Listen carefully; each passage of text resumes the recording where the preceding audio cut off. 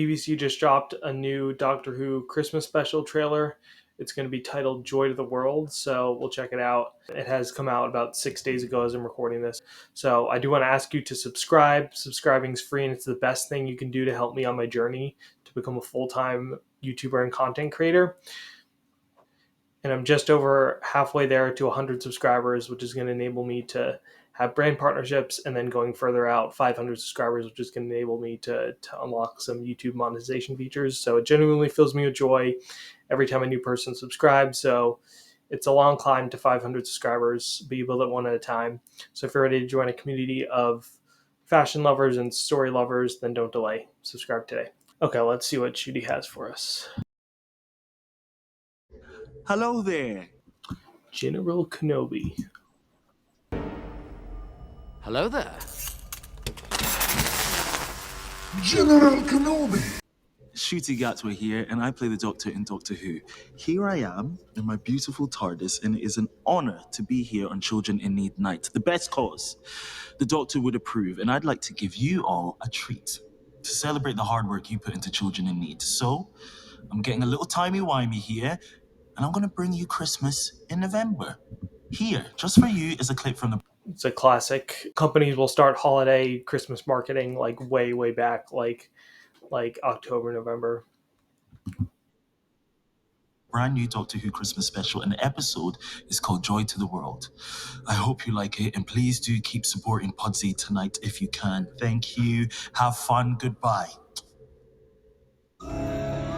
Wherever there's a corporation, there is PR. Speaking of the devil, yeah, that's funny. I was just talking about how corporations start their holiday marketing way earlier, like way before Thanksgiving. So They just can't stop themselves. Evil must logo.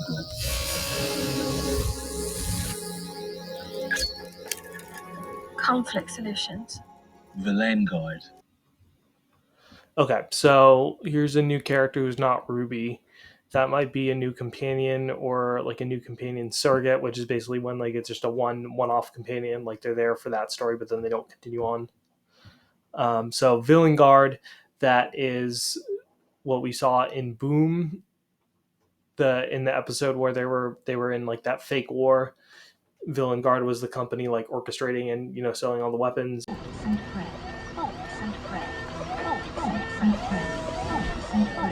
said Daddy in there. He's fighting back. Look. And it's also where Captain Jack got his tech and stuff from. Like it's tied into his backstory.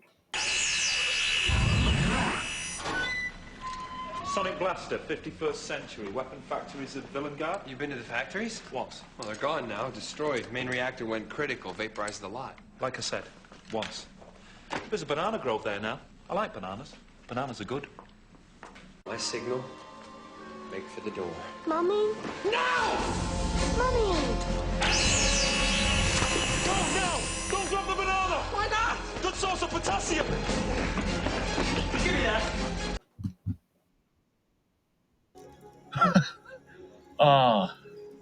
Biggest arms manufacturer in recorded history. Very old enemies of mine. Look, why would a weapons manufacturer want to make a star? Villain Guard Q&A activated.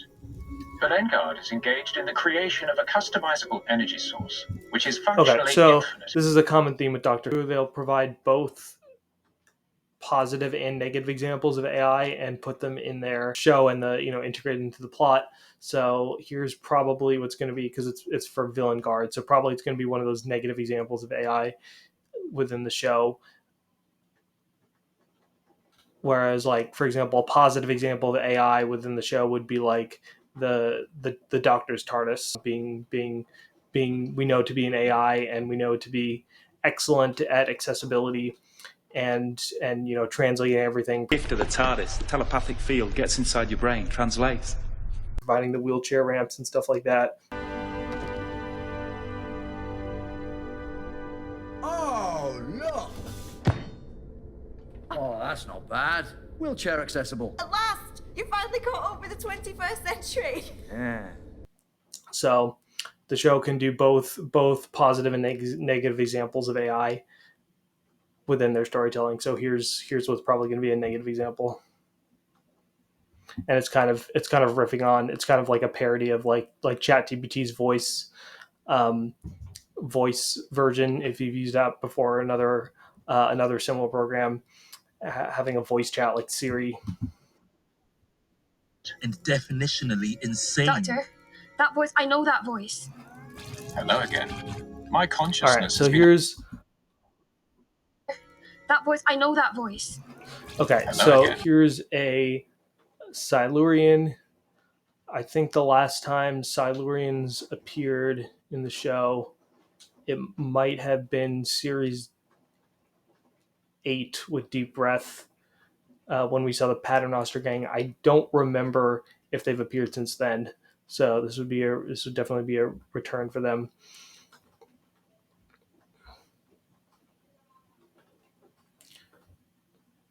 And this character design was released a while ago. A lot of people took issue with it. I don't really have an issue with it. It's just a different. I don't think it's worse than previous Silurians. I just think it's different. Like with humans, like they can look very different from one to the next person. So certainly Silurians could conceivably do the same thing.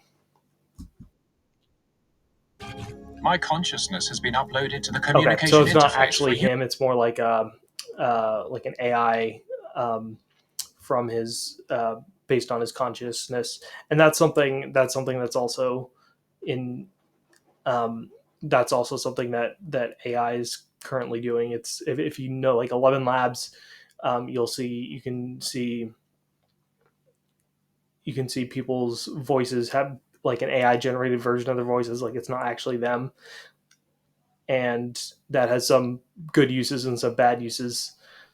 For example, there's ones that are like genuinely trying to like scam people um, and like impersonate someone, try to fool people, and then there's ones that are like completely harmless, like they disclose that they're using AI for it, and they're just like silly things like U.S. presidents playing video games together, and they're all public figures, so uh, they're not like breaking any laws with it. So anyway, here's more of the trailer. User convenience. If a star seed goes boom Reference to anywhere Boom, on the Earth episode. at any point in history, it will burn every living thing. Where on Earth, at any point in history, it will burn every living Okay, thing. so it sounds like there's some sort of star seed that's being sold by the corporation, and the Doctor's worried about it getting to Earth and destroying everything. Tell that to your users. Valengard respects the collateral sacrifice made by all participating innocent life forms, regardless of race, species, or belief system. The thing is, you've got your sums all wrong. I've been scanning your star seed and you don't have enough time, nowhere near enough time to grow a star. Doctor, I mean, clever idea, the Time Hotel, but human history is only a few thousand years long. You're going to need a lot longer than that, like way longer. According to my calculations, you would need to check into the Time Hotel 65 million years ago. Okay, so either something timey-wimey is happening, and it's present day, but something timey-wimey brought the dinosaurs there, or they're like in prehistoric times, but there's clearly like man-made structures there. So maybe it's an alien planet with dinosaurs. We shall see. The Silurians kind of deal with ancient history, so we'll see what time period this is actually taking place in.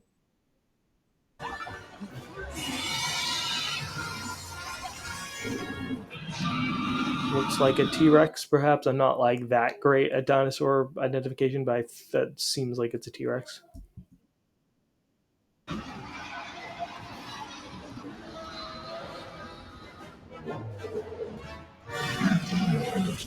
And it just ate the AI. Oh, fridge.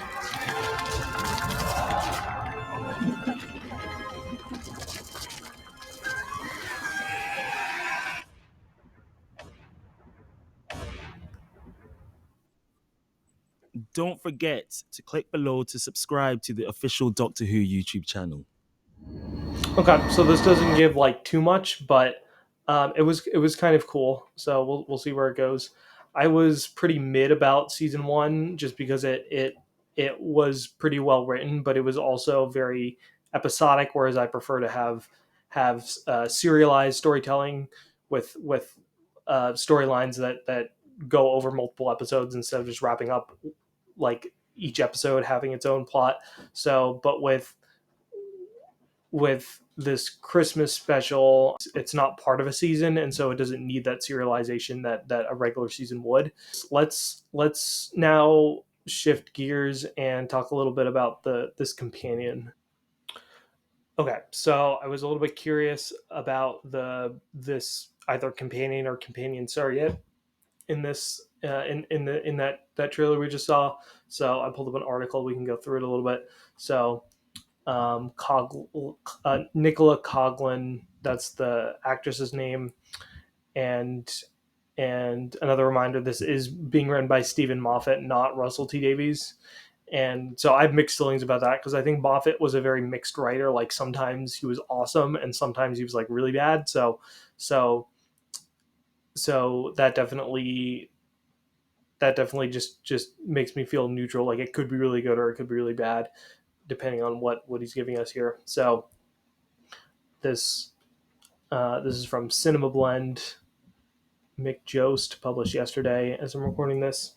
So Doctor Who has done a good job at releasing thought-provoking details about the upcoming holiday special that will stream for those with the Disney Plus subscription on Christmas Day. So I'm watching this. I'm in the US, so I will be watching with Disney Plus, and believe that's like everywhere that it's on Disney Plus besides like the UK regions where it will be on BBC iPlayer. So there was a lot of buzz when we learned at San Diego Comic-Con that Nicola Coughlin would be the big guest star. Okay, so it sounds like she's not a companion, just a companion surrogate for Joy to the World. Now we have a bit more info on the Bridgerton's actress's character, and Stephen Moffat used a specific word to describe her that has me worried.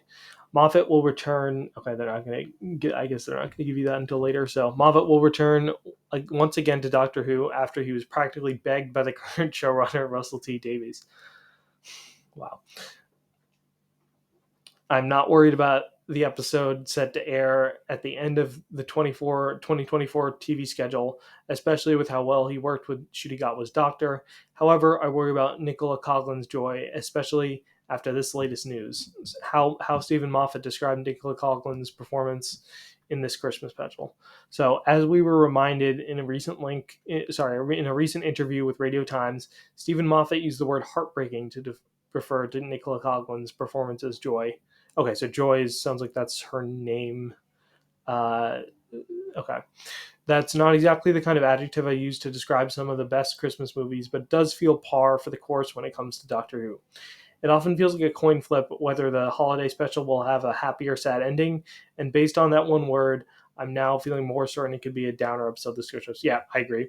And we saw with Moffat, his Christmas specials were mixed. So you had something like Last Christmas, which was like super dark and also really good.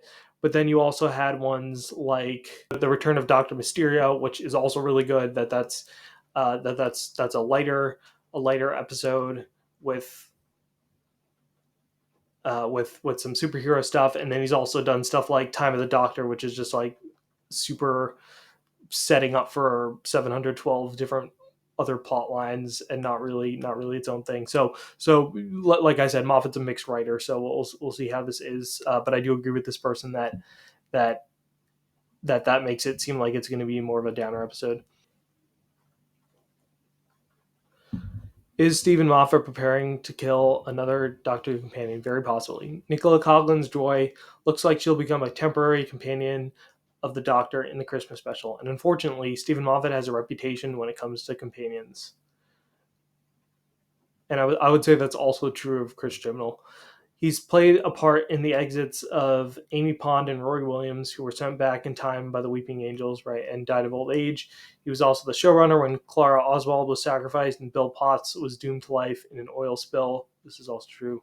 He also wrote the death of the Doctor's wife, River Song, who he briefly thought could be Ruby Sunday's mother not too long ago. That's a little bit weird. I haven't seen anything about that before. Take that plus the knowledge that the Doctor will take on a long-time adversary from the past. Okay. And it feels like the perfect formula for Doctor Who to give an emotional send-off to a character we only just met. Yeah, that would definitely, that might be a little bit overstuffed if they're doing all of those things. It's a shame if that is the case, as I like the Dairy Girls actress and I want to be around her for more adventures. That said, actors who have appeared in Doctor Who previously have popped up playing other characters before. That's true. So it wouldn't be too long if Joy gets killed off and Coglin popped up again as another character. Yep. Even so, I'd rather her character survive the Christmas special, but we'll just have to wait and see what happens. Okay, so I'll cut this article off there, but yeah, it seems interesting that it's likely that she's going to be killed off. And now let's take a look at we'll take a look at this article, and this was published 6 days ago, and a little under a year ago, Ncuti Gatwa's 15th Doctor debuted under extraordinary circumstances in the last of the Doctor Who 60th anniversary specials, and then fans with the Disney Plus subscription saw him return a few weeks later for the Christmas special, The Church on Ruby Road. Now the time is fast approaching for him to go on to another holiday season adventure, Joy to the World. Seeing Gatwa performing alongside Bridgerton's Nicola Coglin, and I do feel like, because this is a cosplay channel, that I should talk about the outfit a little bit. So this is the same coat that we saw in season 1, and then it's like a variant of the shirt, which is also the cosplay shirt that I'm wearing. It's sort of like that same kind of pattern and style, but just in the yellow color rather than the orangey color. And I'll leave a link down below to this seller in case you want to buy this shirt. Still got kind of the same mustache going on. And then that, I can't tell if that's a fez, or if it's just like a regular hat, but it'd be cool if it was a fez.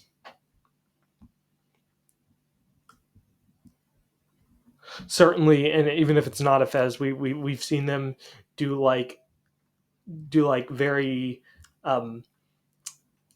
outfits that are like slightly similar for characters, like slightly similar to other characters, but not that similar. So this could just be kind of an Easter egg for a fez, even though it's not really like, it looks a little bit like a fez.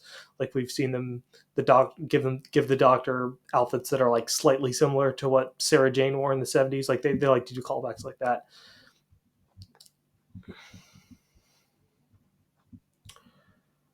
Okay, so where did we leave off here?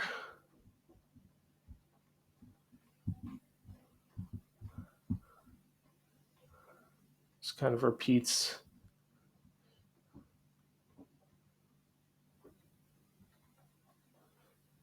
Okay, so confirming Ruby Sunday won't appear, and Joy checks into a hotel chain that uses time travel to sell the unsold nights in their own hotels, all the unsold nights in their own hotels in history. Now, thanks to a new Joy to the World clip that's been posted, we know that this chain has ties to Villengard, the biggest arms manufacturer in recorded history. See for yourself, that's the one we just watched. Like the Doctor said, Villengard, also the name of the planet where these weapons factories are located, is one of his oldest enemies.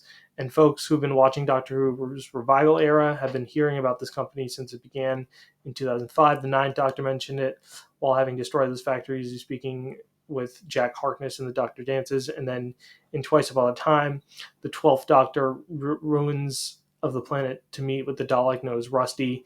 However, last season's Boom was Villengard's most prominent quote-unquote appearance in Doctor Who yet, as the episode was about the Doctor stepping on a landmine that was not only created by the company, but in the middle of a war engineered by them too. As far as Joy to the World goes, the Doctor and Joy learn that Villengard want to make a star and use it as a customizable energy source, which is functionally finite. The problem is that if a star seed explodes on Earth at any point in history, it'll burn every living thing.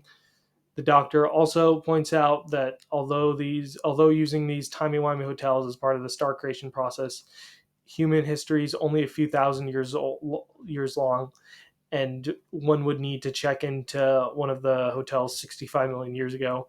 As it turns out, Villengard had that covered, as the Doctor and Joy are in a location set up just that long ago, and the clip ends with them about to be gobbled up by a T-Rex. So, okay, so based on what we've seen so far, I'm feeling good about this. I don't have a problem with them going dark with it because, like I said, like Last Christmas and some of the other dark Christmas specials have been really, really good. So I'm not someone who needs Christmas specials to be um, always super positive.